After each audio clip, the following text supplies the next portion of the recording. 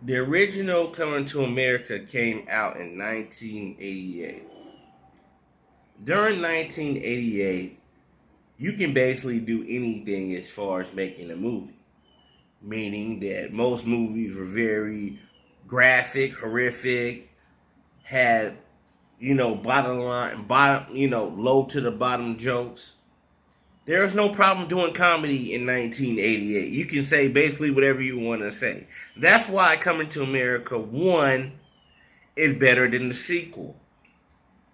What you retards have to understand is that it's hard to make comedy in 2021. There's so many stipulations and so many laws and regulations you have to say, and people wonder why I don't be coming as hard to pay like I used to. You gotta watch what you say. Everybody got a handout for a lawsuit. Everybody got a paper in their hand ready for you to sign something to sue you. You gotta look at the fact that Will Ferrell made a living off of gay jokes. His whole career was based upon gay jokes. Why do you think Will Ferrell hasn't made a movie in a long time? Because if he makes the same gay joke type of movies he made before, he is getting charged and getting sued by the LGBT community.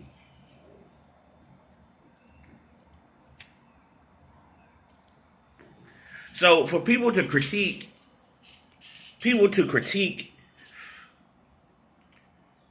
Coming to America sequel, to critique it and say, oh, well, it's not as funny as the first one. Well, this is 30 years later and different laws and stipulations. Like, how funny did you want it to be? Like, what would have made it more funnier? To me, it was funny. It was hilarious. To me, Eddie Murphy is the greatest comedian to ever live. He makes great movies. It was a pretty good movie. I like how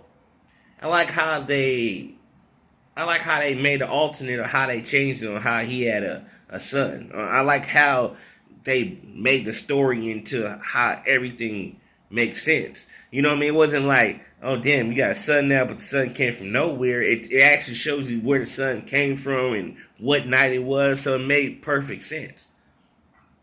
The Barbers was funnier than ever. Pastor was funny. The little auntie, that's a little something he added on to it. She was hilarious.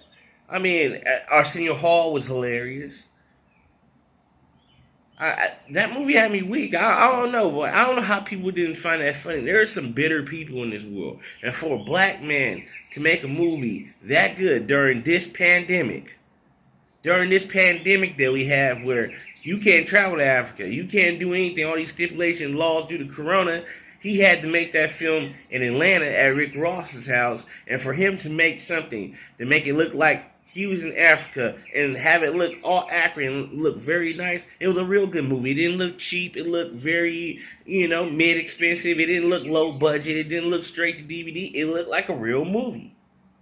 I don't know what the fuck people really want in this world. People are just fucking critics in this world. People don't like shit. I came to a conclusion that people don't like shit. People don't like whether I say good things about life or bad things about life. That's why I don't give a fuck about what I say.